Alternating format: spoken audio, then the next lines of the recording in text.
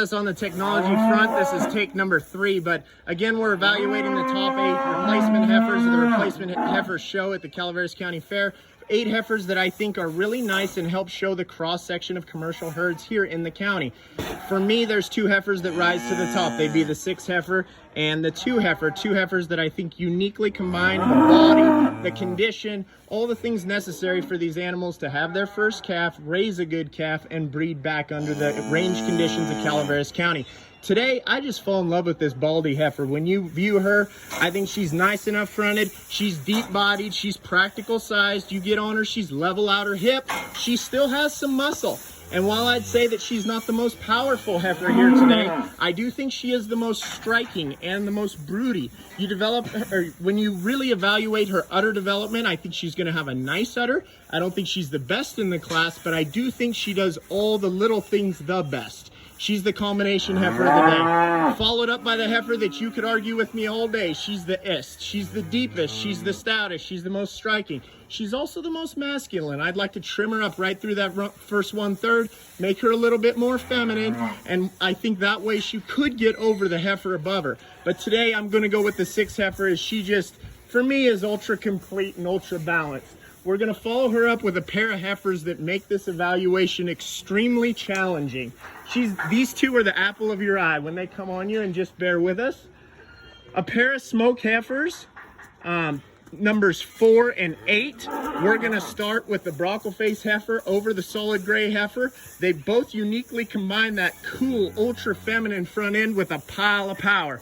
But really close up, you can see where I'd fault the heifer that comes in 4th. She's just a little too round out of her hips. She's a little too tubular in her design. When you get up on her top, she's packing plenty of condition. And with that much condition and without that much body, I question if she's going to have the heart and the depth to maintain her flesh as she calves in that first year of growing. Now you get to the strip-faced heifer that I left ahead of her. She's got beautiful udder development. You get down and evaluate the teat size is impeccable. They're pointing towards each other, which would lead me to believe that her udder structure and design is going to be very nice, making her a heifer that will last for a really long time.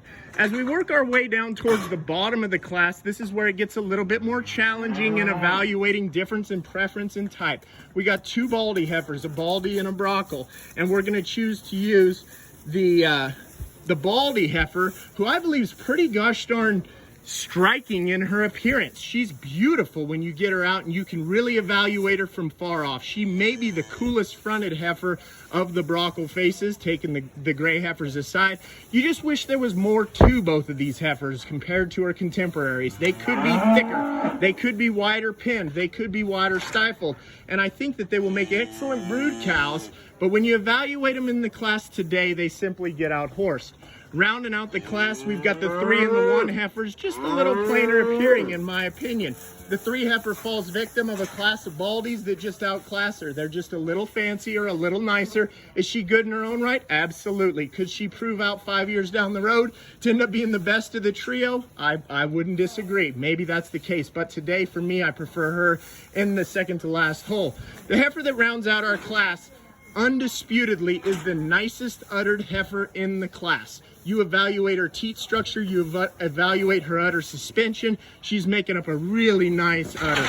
And I think she's going to be one that could last a really long time. She's just given up so much weight, she's given up so much performance, she's given up so much depth of body that it's hard to not find her to the bottom of the class.